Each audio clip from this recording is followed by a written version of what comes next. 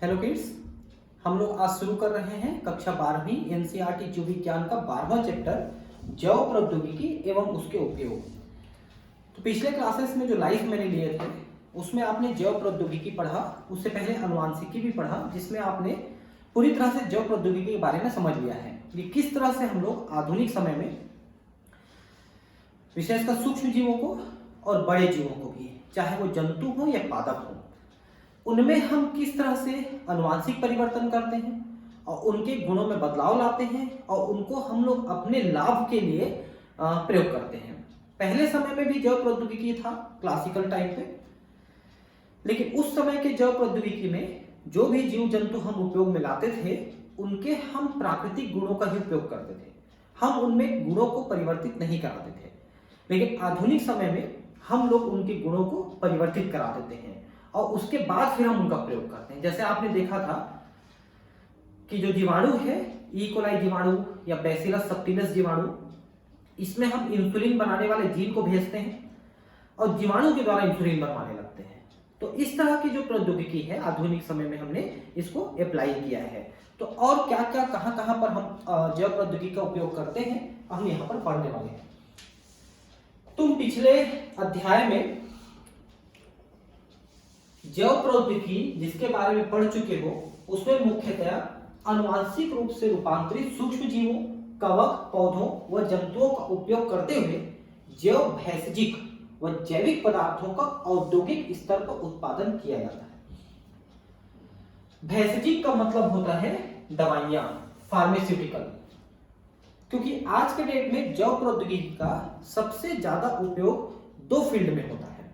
एक तो होता है दवाई बनाने के लिए और दूसरा होता है खाद्य पदार्थों के निर्माण में। तो दो चीजों में हम इसका ज्यादा प्रयोग करते हैं। जैव प्रौद्योगिकी का उपयोग चिकित्सा शास्त्र, निदान सूचक, कृषि में आनुवंशिकता, रूपांतरित फसलें, संसाधित खाद्य, जैव सुधार, अपशिष्ट प्रतिपादन व ऊर्जा उत्पादन में हो रहा है। तो चिकित्सा शास्त्र मतलब तरह तरह की दवाइयां जो हैं हम इसके द्वारा बना रहे हैं। निदान सूचक का मतलब है बीमारियों को पहचानने के लिए हम कुछ का प्रयोग करते हैं। कृषि में आनुवंशिकता, रूपांतरित फसलें, जैविक रूप से बदलाव किए हुए फसलें, जिसमें हम दूसरे जीव जंतुओं का, दूसरे पौधों के जीन्स को डाल करके हम उसमें कोई नया गुण पैदा करते हैं। संसाधित खाद्य, तरह तरह के खाद्य पदार्थ हम बनाते हैं आजकल, प्रोटीन है, कार्बोहाइड्रेट है, इनसे भरपूर खाद्य पदार्थों का निर्माण करते हैं। जैव सुधार का मतलब है जीव जंतुओं में बदलाव करके उनके गुणों में सुधार करना। अपशिष्ट प्रतिपादन का मतलब होता है जो कचरा है, जैविक कचरे हैं, प्लास्टिक कचरा है, इनके निदान के लिए हम जैव प्रौद्योगिकी का प्रयोग करते हैं। वह ऊर्जा उत्पादन में भी, ऊर्जा उत्पादन में जैसे कि मान लो पेट्रोलियम है, कोयला है, इनका हम बेहतर तरीके से कैसे प्रयोग कर सकते हैं और भी दूसरे तरीके से हम ऊर्जा उत्पादन करने के तरीके इनके माध्यम से खोज रहे हैं। जैव प्रौद्योगिकी के 3 विवेचनात्मक अनुसंधान क्षेत्र हैं। पहला, उन्नत जीवों जैसे सूक्ष्म जीवों या शुद्ध एंजाइम के रूप में सर्वोत्तम उत्प्रेरक का निर्माण करना।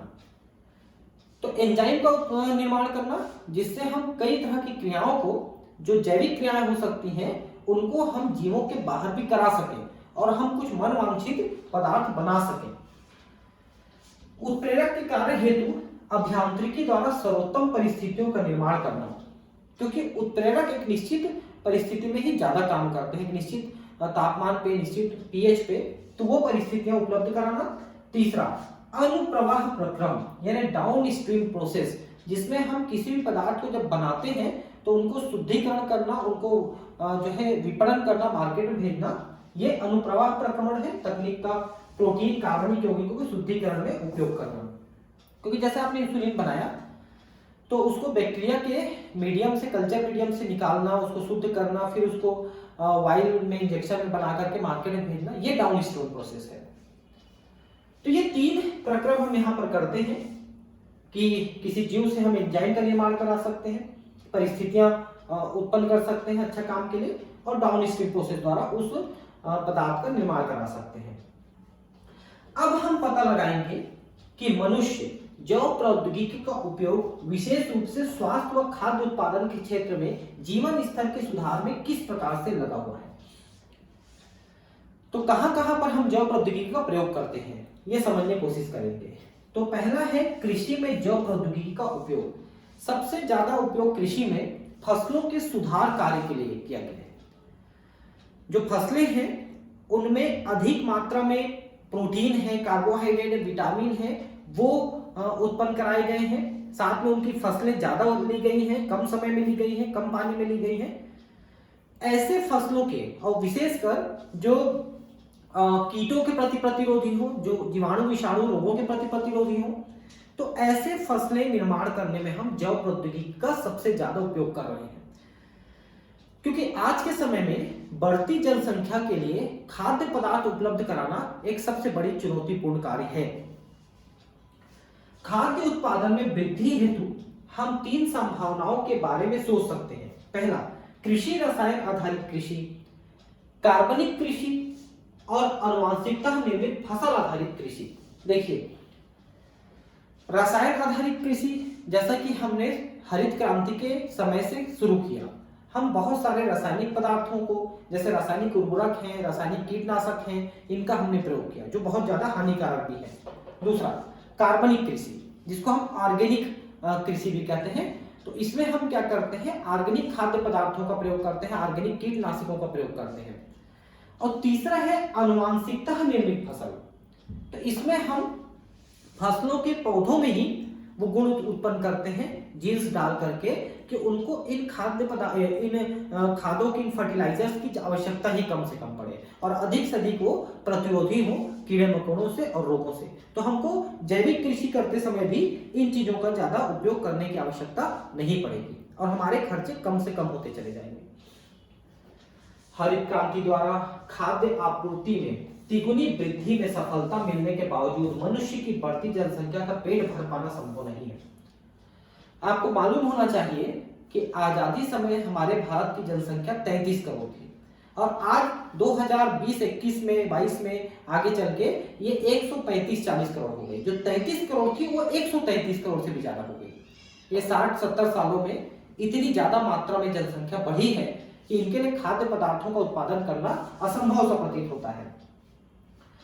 उत्पादन में वृद्धि आंशिक रूप से उन्नत किस्मों की फसलों के उपयोग के कारण है, जबकि इस वृद्धि में मुख्यतः उत्तम प्रबंधकीय व्यवस्था और कृषि रसायनों, खादों तथा पीड़कनाशियों का प्रयोग एक कारण है। तो हमने काफी प्रगति की जो हरित क्रांति है उसमें, क्योंकि हरित क्रांति में हम 3 चीजों का प्रयोग किए। एक तो थोड़े से विकसित प्रकार के हाइब्रिड फसलों का प्रयोग किए, रासायनिक कीटनाशकों का और रासायनिक खादों का प्रयोग किए। इससे फसलों की जो उत्पादकता है वो तो कई गुना ज्यादा बढ़ गई, लेकिन फिर इसके साइड इफेक्ट नजर आने लग गए। जैसे आज के डेट में देखिए कि ऐसा कोई गांव नहीं है, ऐसा कोई शहर नहीं है जहां पर कीटनाशकों के अत्यधिक प्रयोग के कारण से कैंसर के रोगी ना पाए जाते हो। हर गांव में, हर शहर में अधिक से अधिक कैंसर रोगी उत्पन्न हो रहे हैं। हालांकि विकासशील देशों के किसानों के लिए कृषि रसायन काफी महंगे पड़ते हैं और परंपरागत प्रजनन के द्वारा निर्मित किस्मों से उत्पादन वृद्धि संभव नहीं है। तो जो हम फसलें लेते रहे हैं, जिन बीजों का प्रयोग करते रहे हैं, उसमें अधिक फसल लेना संभव नहीं है। क्या ऐसा कोई वैकल्पिक रास्ता है जिसमें आनुवंशिक जानकारी का उपयोग करते हुए किसान अपने खेतों से सर्वाधिक उत्पादन ले सकेंगे? तो आनुवंशिक रूप से बदले गए जो पौधे हैं, अगर हम उनका प्रयोग करें तो इन चीजों की आवश्यकता कम होगी। खाद डालने की या कीटनाशक डालने की आवश्यकता कम पड़ेगी। क्या ऐसा कोई तरीका है जिसके द्वारा खादों और रसायनों का न्यूनतम उपयोग कर उसके द्वारा पर्यावरण पर होने वाले हानिकारक प्रभाव को घटा सकते हैं? यस, कीटनाशक का प्रयोग हमको कम से कम करना है तो फसलों में पहले से ही कीट प्रतिरोधकता उत्पन्न करनी पड़ेगी। जैसे कि आपने बीटी कॉटन पैदा किया, जो बैसिलस thuringiensis के जीन को निकाल के कॉटन में डाला, उससे कॉटन में एक टॉक्सिक मटेरियल बनने लग गया जिसको कीड़े खाते हैं तो मर जाते हैं। तो उस कॉटन में कीड़ों का प्रयोग कम हुआ, प्रकोप कम हुआ, तो उसमें कीटनाशकों का प्रयोग कम हो जाएगा। ऐसा, या जैसे मान लो कि पौधे खुद ही नाइट्रोजन फिक्सेशन करने लग जाए तो नाइट्रोजन यानी यूरिया देने की जरूरत नहीं पड़ेगी। आनुवंशिकता रूपांतरित फसलों का उपयोग ही इस समस्या का हल है। तो वैज्ञानिक लगातार इस प्रयास में है कि अधिक से अधिक ऐसी फसलें बनाई जाए, उनमें अनुवांशिक प्रयोग किया जाए, परिवर्तन किए जाए, जिससे हमको खाद और कीटनाशक कम से कम डालने पड़े। ऐसे पौधे जीवाणु, कवक या जंतु जिनके जीन्स हस्त कौशल द्वारा परिवर्तित किए जा चुके हैं। ठीक है, तो पौधे, जीवाणु, कवक, जंतु, इनमें काफी अनुवांशिक परिवर्तन हमने किए हैं। अनुवांशिकता रूपांतरित जीव यानी जेनेटिकली मॉडिफाइड ऑर्गेनाइजेशन और जो ऑर्गेनिजम्स हैं, जेनेटिकली मॉडिफाइड ऑर्गेनिजम्स कहलाते हैं। जीएमओ ये है ना, जीएमओ का व्यवहार स्थानांतरित जीन की प्रकृति, परपोषी पौधों, जंतुओं या जीवाणुओं की प्रकृति व खाद्य जाल पर निर्भर करता है। तो जो जीएमओ है, जेनेटिकली मॉडिफाइड ऑर्गेनिज्म, इनका व्यवहार, इनके गुण किस बात पे निर्भर करेंगे कि कौन सा जीन किस जीव में डाला है और उसका पहले से व्यवहार कैसा था और अब वो कैसा व्यवहार करेगा, वो जीन पे निर्भर करेगा। जीएमओ का कई प्रकार से लाभदायक उपयोग है। पहला, अजैव प्रतिपन्न, ठंडा, सूखा, लवण, ताप के प्रति अधिक सहिष्णु फसलों का निर्माण करना। ऐसी फसलें जो ठंडे को, सूखे को, गर्मी को, पानी की कमी को, ज्यादा लवण स्थिति को बर्दाश्त कर सके, तो वो ज्यादा फसलें दे पाएंगे। रासायनिक कीटनाशकों, नाशकों पर कम निर्भरता करना, क्योंकि पहले से प्रतिरोधी है, पीड़कनाशी प्रतिरोधी फसल जो कीड़ों को अपने ऊपर वृद्धि ही नहीं करने देंगे। तीसरा, कटाई पश्चात होने वाले अन्नादि नुकसान को कम करने में सहायक, क्योंकि जब आप कटाई करते हो तो बहुत सारा अनाज टूट के जमीन में गिर जाता है और वो फिर बर्बाद ही हो जाता है उतना, या फिर जैसे फसलें खड़ी हैं, हवा पानी आया तो उसे गिर गई, तो उससे भी फसल बर्बाद होती है। तो उससे बचाना। पौधों द्वारा खनिज उपयोग क्षमता में वृद्धि, यह शीघ्र मृदा उर्वरता समापन को रोकता है।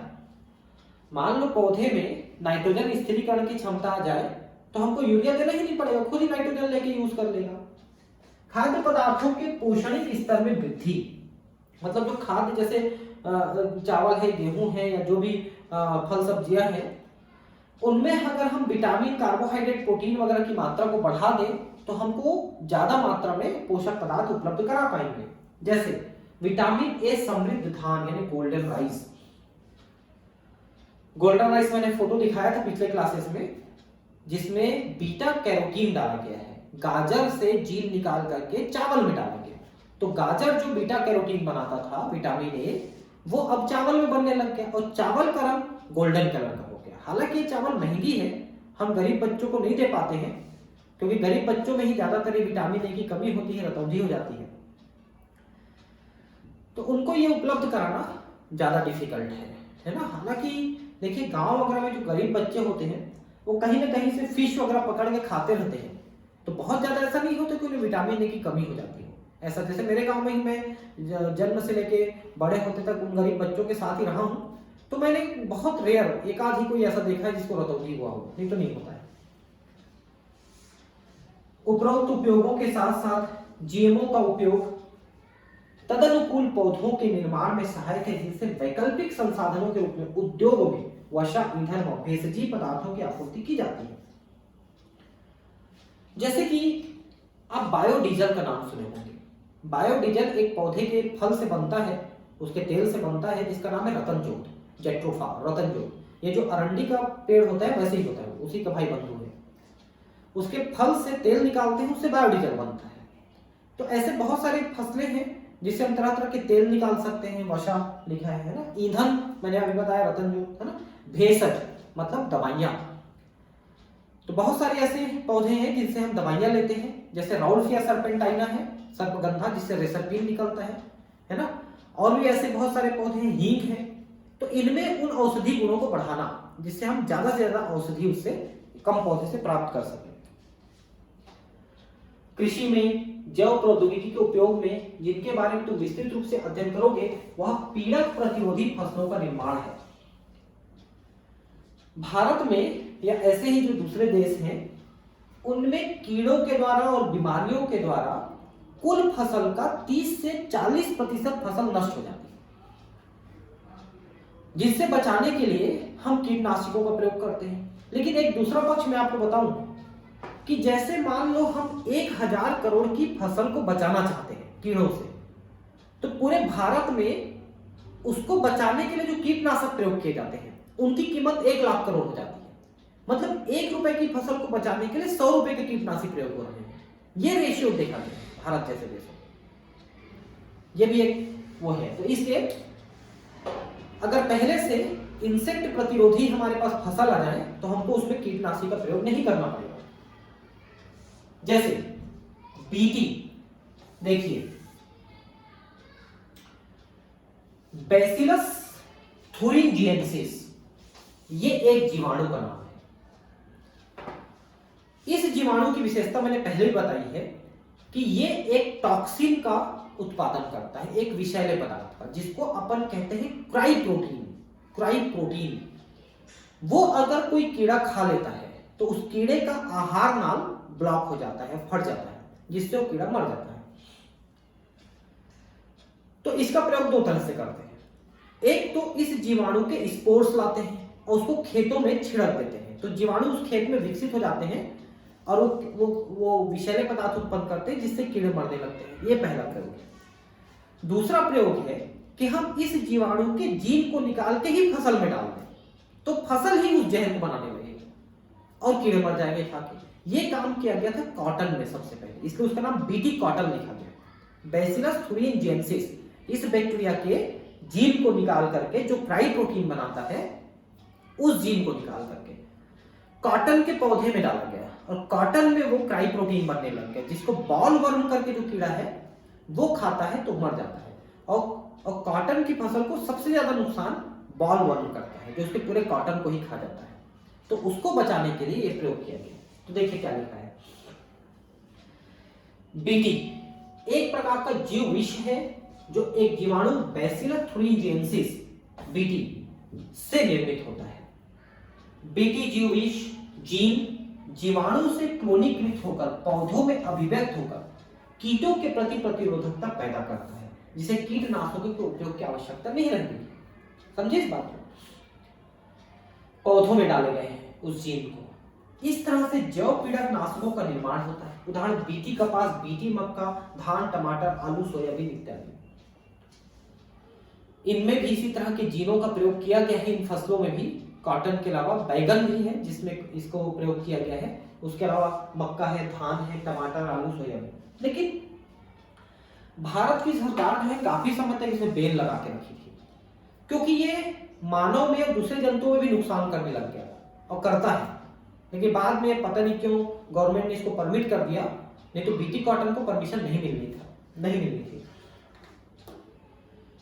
तो बीटी कॉटन या कपास बैसिलस थुरिंजिएंसिस की कुछ नस्लें ऐसी प्रोटीन का निर्माण करती हैं जो विशिष्ट कीटों जैसे लिथिडोप्टेशन, तंबाकू की कलिका का कीड़ा, सैनिक कीड़ा, और कोलियोप्टेरन भृंग व डिप्टेरन मक्खी मच्छर को मारने में सहायक होता है। किनको किनको मारता है? लिथिडोप्टेशन, ये तंबाकू की फसल में कीड़ा लगता है जिसको सैनिक कीड़ा कहते हैं, उसका नाम है। कोलियोप्टेरन एक भृंग है, भृंग मतलब वो जो टिड्डा जैसा, और डिप्टेरन जिसे मक्खी मच्छर आते हैं, ये सब कीड़ों को मार सकता है। ये बैक्टीरिया कैसे मार सकता है? तो बैसिलस थुरिंजिएंसिस अपनी वृद्धि के विशेष अवस्था में कुछ प्रोटीन रवे का निर्माण करते हैं, क्रिस्टल्स का निर्माण करते हैं। इनमें एक विषाक्त कीटनाशक प्रोटीन होता है जिसको क्राई प्रोटीन कहते हैं। यह जीव विष बैसिलस को नहीं मारता क्योंकि उसी के द्वारा पैदा हुआ है, उसमें आहार नाल ही नहीं है। वास्तव में बीटी जीव विष प्रोटीन प्राक जीव विष निष्क्रिय रूप में होता है। जो ही कीट इस निष्क्रिय जीव विष को खाता है, इसके रवे आंत के क्षारीय पीएच के कारण से घुलनशील होकर सक्रिय रूप में परिवर्तित हो जाता है। तो जिस जीवाणु में बनता है उसमें तो ये निष्क्रिय रहता है, इसलिए असर नहीं करता, वो जीवाणु नहीं बनता। लेकिन जब ये जीवाणु से या फसल से कीड़े में जाता है तो कीड़े की आंत के क्षारीय माध्यम में सक्रिय हो जाता है। ठीक है, सक्रिय जीवविष मध्य आंत के उपकली कोशिकाओं की सतह से बंध कर उनमें छिद्रों का निर्माण करते हैं, जिसके कारण से कोशिकाएं फूलकर फट जाती हैं और परिणाम स्वरूप कीटों की मृत्यु हो जाती है। आहार नाल पूरा उनका फट जाता है और कीड़े मर जाते हैं। विशिष्ट बीटी जीवविष जीन्स बैसिलस thuringiensis से पृथक कर कई फसलों जैसे कपास में समाविष्ट किया जा चुका है। तो मैंने बताया था कि कपास में डाला गया है। जीन्स का चुनाव फसल और निर्धारित कीट पर निर्भर करता है, जबकि सर्वाधिक बीटी जीवविष कीट समूह विशिष्टता पर निर्भर करते हैं। देखिए, ये जो जीवविष उत्पन्न करता है ना, इसके भी कई प्रकार होते हैं जो अलग अलग कीड़ों को मारते हैं। तो आपको किस कीड़े को मारने के लिए चाहिए, उसी का जीन उसमें डालते हैं, मतलब बैक्टीरिया से निकाल के फसल में डालते हैं, तो वो उसी विष को उत्पन्न करते वही कीड़ा मारेगा। जीवविष जिस जीन द्वारा कूटबद्ध होते हैं उसे क्राई कहते हैं। क्राई जीन के द्वारा क्राई प्रोटीन, ये कई प्रकार के होते हैं, जैसे जो प्रोटीन जीन क्राई 1AC व क्राई 2AB द्वारा कूटबद्ध होते हैं, वे कपास के मुकुल कृमि को नियंत्रित करते हैं। मुकुल कृमि, बॉल वर्म कहते हैं इसको। कौन नष्ट करता है? ऐसा प्रोटीन जो क्राई 1AC और क्राई 2AB द्वारा उत्पन्न होते हैं, वो क्राई प्रोटीन है जो मुकुल कृमि को यानी बॉल वर्म को नष्ट करता है। जबकि क्राई 1AB मक्के में छेदक को नियंत्रित करता है। मक्के में भी छेदक एक कीट है, उसको नियंत्रित करने के लिए क्राई 1AB जीन काम करता है। क्राई 1AB ये कॉटन है, आप देख सकते हैं।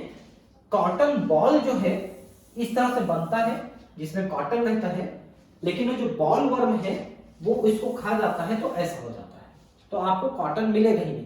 कॉटन की फसल पूरी तरह से बर्बाद कर देता है। ठीक है, तो देखिए गोलक सुलभ कृमि द्वारा नष्ट, बॉल वर्म कहते हैं, उसने नष्ट किया। उसी को नियंत्रित करने के लिए बीटी कॉटन लाया गया। पीड़क प्रतिरोधी पौधा, और भी दूसरे जो पीड़क हैं, इंसेक्ट के अलावा कुछ निमेटोड कृमि होते हैं जो फसलों की जड़ों को बर्बाद करते हैं, उनको नियंत्रित करने के लिए भी हम कई प्रकार के इस तरह के जीन्स का प्रयोग करते हैं। विभिन्न सूत्रकृमि मानव सहित जंतुओं व कई किस्म के पौधों पर परजीवी होते हैं। हमारे में जैसे स्केरिस है, बुचेरेलिया बेंथ्रोफ्टाई जो फाइलेरिया उत्पन्न करता है वो है, और पौधों में भी कई प्रकार के निमेटोड होते हैं, कई प्रकार के सूत्रकृमि होते हैं जो उनमें बीमारी पैदा करते हैं। जैसे एक कृमि है मिल्वा डेगाइन इनकॉग्निशिया।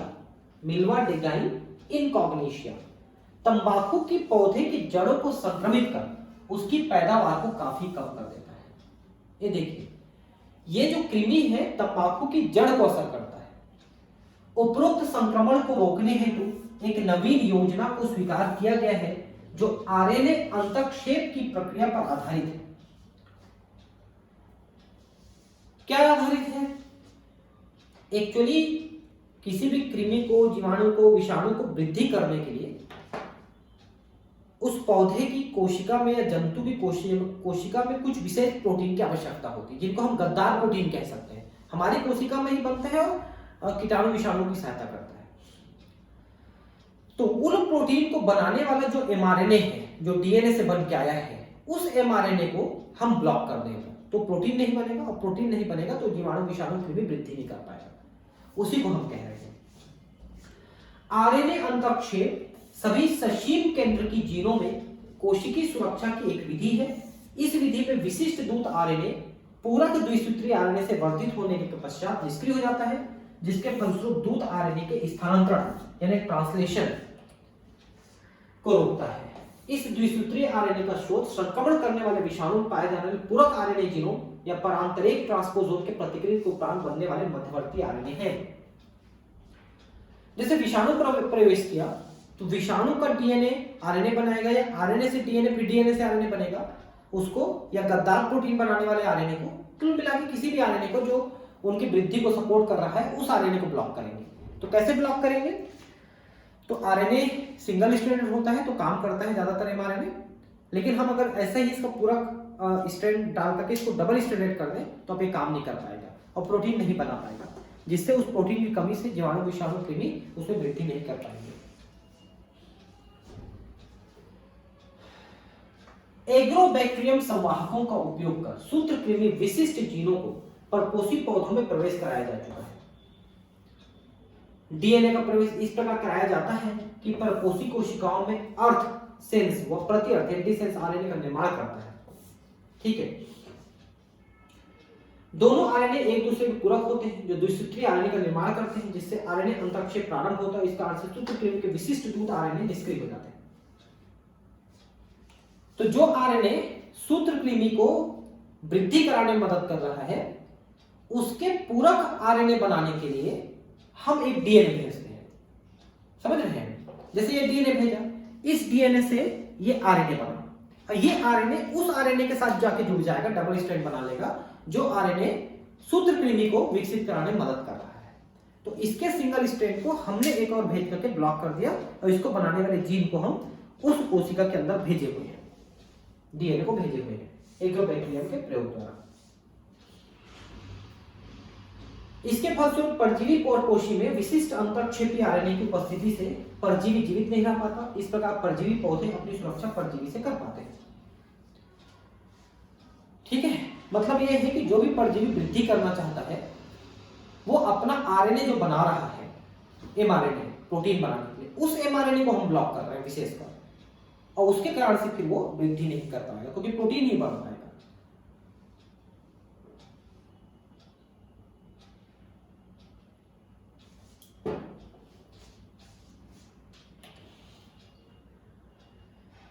ये देखिए, यहां पर दो फोटो है। पहला, प्रारूपी नियंत्रित पादप मूल्य 5 दिनों तक जानबूझकर सूत्रकृमि द्वारा परजीवी पादप की जड़ों का संक्रमण तथा साथ ही नवीन बीजों द्वारा सुरक्षा। अब इसमें स्पष्ट नहीं दिख रहा है, आप इतना समझिए कि हम सूत्रकृमि का प्रवेश करा के देखे हैं, तब भी वो वहां पर वृद्धि नहीं कर पाया और पौधे की जड़ें बहुत अच्छे से विकसित हो पाई हैं। क्योंकि पौधों की जड़ें अगर विकसित हो पाती हैं, तभी वो पौधा विकसित हो पाएगा, अन्यथा वो ज्यादा ग्रो नहीं कर पाएगा वो पौधा। अब चिकित्सा में जैव प्रौद्योगिकी का उपयोग। चिकित्सा में तो हमने बहुत ज्यादा उपयोग किया है। सबसे बड़ा उपयोग जैसे आपने इंसुलिन बनाने के लिए किया, आपने इंसुलिन बनाने वाला जो जीन है उसको हमारे बीटा कोशिकाओं से निकाल करके जीवाणु में भेजा, जीवाणु से इंसुलिन बनाया। इसी तरह से बाकी जो आपने बनाए हैं, दवाइयां बनाई हैं, बाकी हार्मोन बनाए हैं, और मानव जीवन को थोड़ा आसान करने में मदद किए हैं। पुनर्योगज डीएनए प्रौद्योगिकी विधियों का स्वास्थ्य सुरक्षा के क्षेत्र में अत्यधिक प्रभाव डाला है, क्योंकि इसके द्वारा उत्पन्न सुरक्षित और अत्यधिक प्रभावी चिकित्सकीय औषधियों का उत्पादन अधिक मात्रा में संभव है। ठीक है, इंसुलिन जैसे और बहुत सारी चीजें हमने बनाई हैं। पुनर्योगज चिकित्सकीय औषधियों का अवांछित प्रतिरक्षात्मक प्रभाव नहीं पड़ता है। क्यों? क्योंकि ये औषधियां हमारे शरीर में जाके एंटीजन का काम नहीं करते हैं और हमारा शरीर उनके विरुद्ध काम नहीं करता है और शरीर को ये एक्सेप्ट हो जाते हैं। जबकि उपरोक्त उत्पाद जो अमानवीय स्रोतों से विलगित किए गए हैं, वे अवांछित प्रतिरक्षात्मक प्रभाव डालते हैं। अब दूसरे जंतुओं से अगर उनका अपने तरीके से बनाया हुआ अगर पदार्थ उपयोग करते हो तो हमारे शरीर में वो स्वीकार नहीं होता, लेकिन हमारे ही जीन के द्वारा अगर बैक्टीरिया बनाता है तो फिर वो हमारा शरीर उसको अपना समझ के एक्सेप्ट करता है, क्योंकि हमारे जीन के द्वारा बनाया गया है, भले वो बैक्टीरिया में गया है। लेकिन अगर दूसरे जो अपने जीन के द्वारा बनाते हैं तो उनकी संरचना अलग हो जाती है, फिर वो हमारे शरीर को एक्सेप्ट नहीं होता और प्रतिरक्षा चालू हो जाती है उसको नष्ट करने के लिए। वर्तमान समय में लगभग 30 पुनर्योगज चिकित्सकीय औषधियां विश्व में मनुष्य के प्रयोग हेतु स्वीकृत हो चुकी हैं। वर्तमान में इनमें से 12 भारत में विपरीत हो गई हैं। पूरे विश्व में 30 और भारत में 12 ऐसे दवाइयां बिक रही हैं जो हमने रिकॉम्बिनेंट डीएनए टेक्नोलॉजी से बनाया है। जिसमें पहला है इंसुलिन, अनुवांशिकता निर्मित इंसुलिन।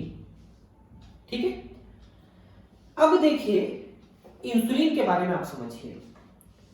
इंसुलिन एक ऐसा प्रोटीनेशियस हार्मोन है, ऐसा प्रोटीन है जिसमें 2 अमीनो एसिड के चेन्स होते हैं, पॉलीपेप्टाइड चेन 2 होते हैं।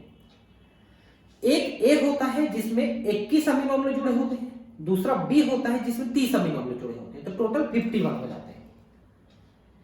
लेकिन शुरू में जो इंसुलिन बनता है उसमें 3 चेन होते हैं, एक सी चेन भी होता है, सी पेप्टाइड, और इसके जुड़े होने के कारण से इंसुलिन अक्रिय रहता है।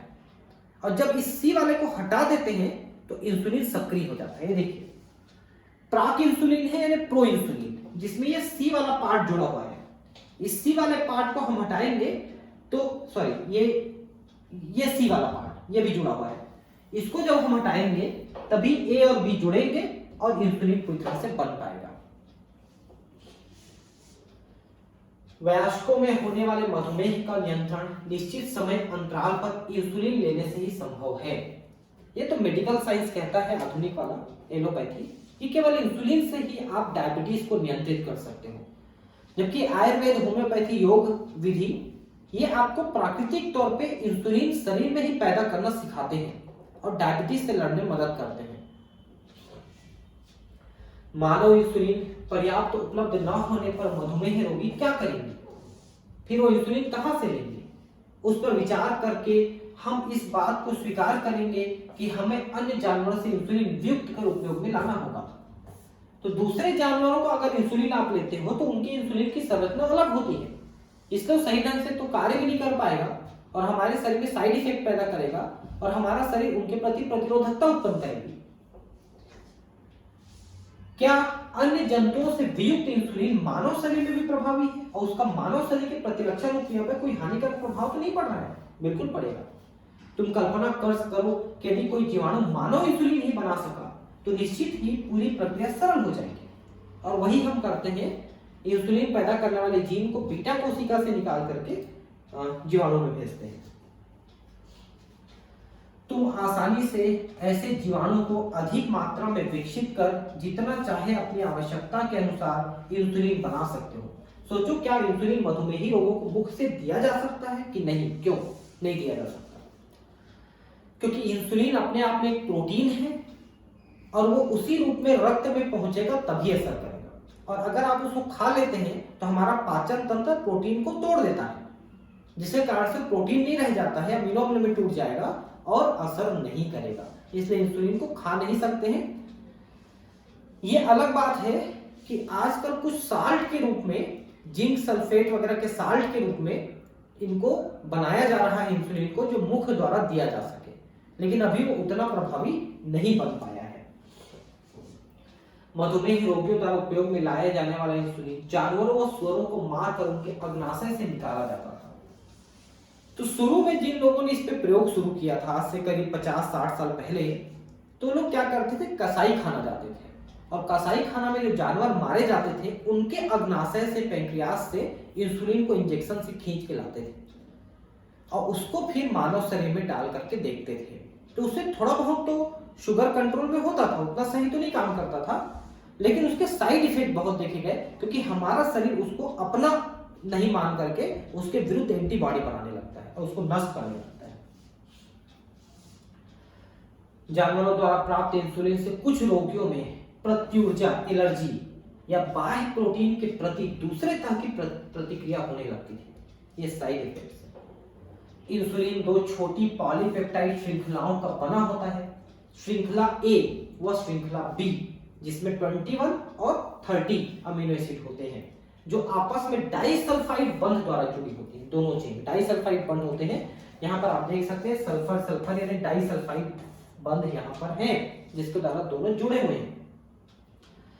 मानव सहित स्तनधारियों में इंसुलिन प्राक हार्मोन यानी प्राक एंजाइम की तरह प्राक हार्मोन को पूर्ण परिपक्व क्रियाशील हार्मोन बनने के पहले संसाधित होने की आवश्यकता होती है।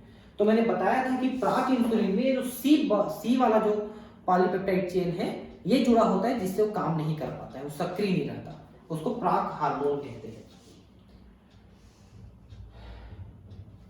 जिसमें एक अतिरिक्त फैलाव होता है जिसे पेप्टाइड सी कहते हैं। यह सी पेप्टाइड परिपक्व इंसुलिन में नहीं होता है, जो परिपक्वता के दौरान इंसुलिन से पृथक हो जाता है। आरडीएनए तकनीकों का प्रयोग करते हुए, यानी रिकॉम्बिनेंट डीएनए, पुनर्योगज डीएनए तकनीकों का प्रयोग करते हुए इंसुलिन के उत्पादन में मुख्य चुनौती यह है कि इंसुलिन को एकत्रित कर परिपक्व रूप में तैयार किया जाए। क्योंकि आप ये दोनों चेन तो बना लेते हो, दोनों चेन को जोड़ना या सी पेप्टाइड के बिना जोड़ना, या सी पेप्टाइड है तो उसको अलग करना, ये इंसुलिन की फैक्ट्री में सबसे मुश्किल काम होता है। 1983 में एली लिली नामक अमेरिकन कंपनी ने 2 डीएनए अनुक्रमों को तैयार किया जो मानव इंसुलिन की श्रृंखला ए और बी के अनुरूप होती हैं, जिसे ई कोलाई की प्लाज्मिड में प्रवेश कराकर इंसुलिन श्रृंखलाओं का उत्पादन किया गया। एली लिली कंपनी है जिसने काम किया कि डीएनए बनाया ए और बी चेन के लिए, ई कोलाई में प्रवेश कराया और दोनों चेन को बनाया।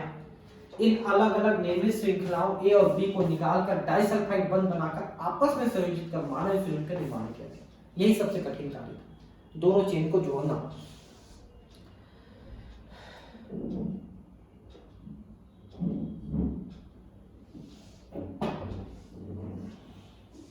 ठीक, अब है जीन चिकित्सा। देखिए, जो व्यक्ति जन्म से कोई आनुवंशिक बीमारी लेके पैदा हुआ है, अब वो पैदा हो गया तो उसमें उस आनुवंशिक बीमारी को पूरी तरह से ठीक करना अभी तक संभव नहीं हो पाया, क्योंकि ये जीन शरीर के सभी कोशिकाओं में है, डिफेक्टिव जीन है। अब सभी कोशिकाओं से सुधारना संभव नहीं। हाँ, अगर जन्म से पहले अंडाणु शुक्राणु के जीन में सुधार करके उनका निषेचन करा के बच्चा बनाए तो उसमें आनुवंशिक बीमारी नहीं रहेगी।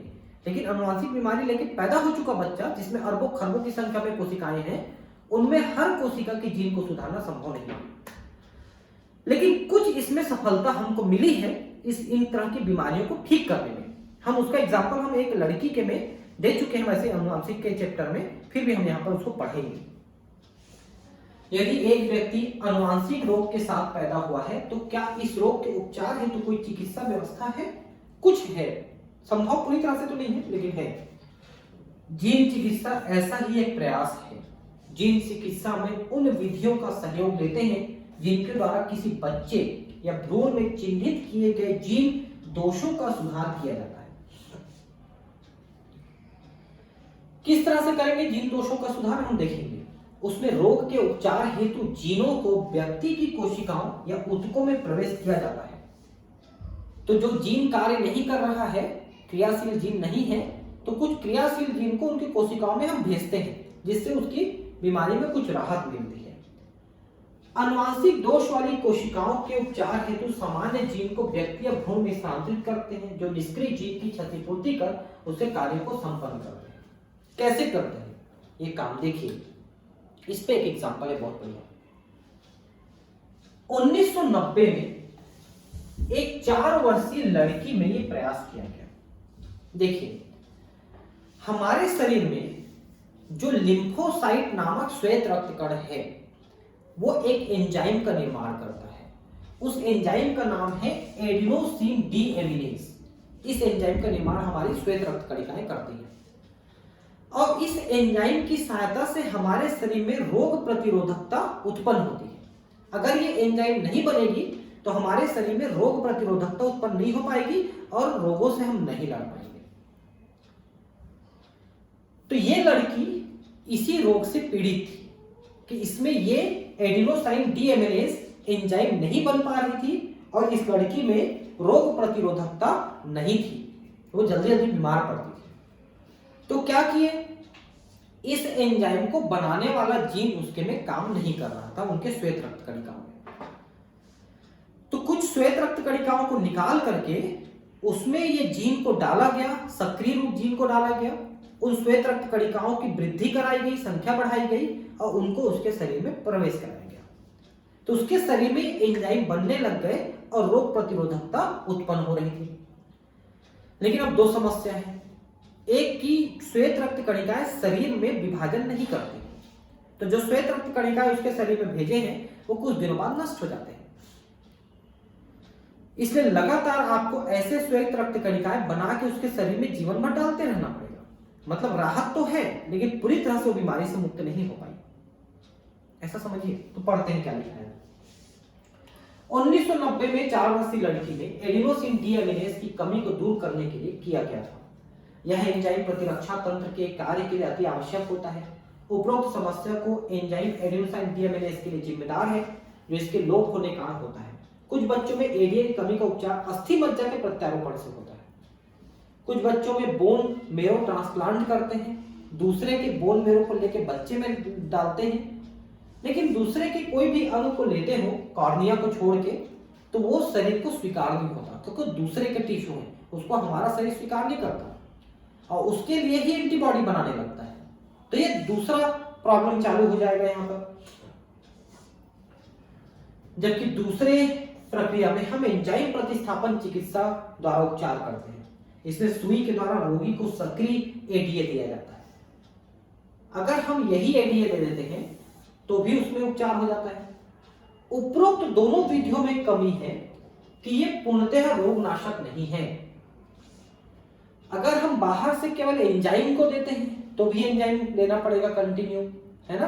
बोन मेरो ट्रांसप्लांट करते हैं तो भी दिक्कत है, क्योंकि उसका बोन मेरो खुद का नहीं है। तो तीसरा प्रयोग और किया गया, वो भी पूरी तरह से सक्सेस नहीं है, लेकिन थोड़ा बहुत है। जीन चिकित्सा में सर्वप्रथम रोगी के रक्त से लसिकाणु को निकालकर, यानी श्वेत रक्त कण को निकालकर, लिम्फोसाइट को निकालकर बाहर संवर्धन किया जाता है। सक्रिय एडीए का सीडीएनए